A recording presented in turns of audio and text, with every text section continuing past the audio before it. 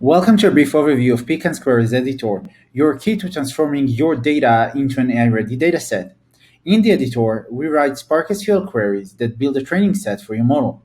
Here you can prepare queries that define the entity, target, and attribute components of your dataset. You can learn more about each one in a separate video tutorial that you can find in the Getting Started section right here. There are many useful tools in the editor, like keyboard shortcuts that you can access by pressing F1 on your keyboard, or the compile view that allows you to see your final query. You can use this panel to access your tables, copy their names to use in your code, or you can use our smart autocomplete feature, just like that. Once you finish editing a query, you can hit Run to generate a preview and Validate to run some data science validations that will help ensure your model will finish training successfully.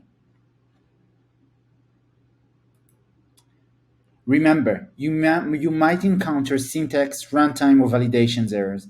Don't worry, it's all part of the process, and we're always just one click away over here if you feel stuck.